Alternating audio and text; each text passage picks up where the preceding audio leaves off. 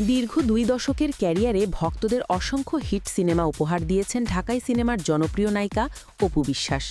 বর্তমানে সিনেমায় তার উপস্থিতি আগের মতো না থাকলেও ভক্তদের ভালোবাসা বা আগ্রহে কোনো কমতি নেই।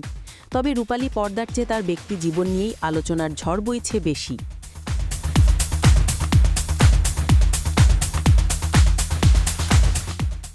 বিশেষ করে মেগাস্টার শাকিব খানের প্রথম স্ত্রী হবার পর থেকেই অপুকে ঘিরে চলছে নানান চর্চা।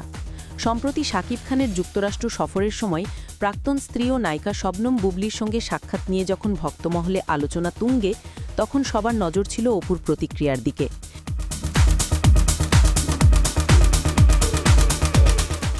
কিন্তু তখন নীরব থাকায় অনেকেই ভেবেছিলেন অপু হয়তো কষ্ট চেপে সব মেনে নিয়েছেন। তবে এক পডকাস্টে এসে অপু বিশ্বাস ভক্তদের সেই ধারণা ভুল প্রমাণ করেছেন। তিনি জানান, নীরব থাকা মানেই হাল ছেড়ে দেওয়া নয়। আসলে ব্যস্ততার কারণে ওই সময় তিনি সামাজিক মাধ্যমে সক্রিয় থাকতে পারেননি।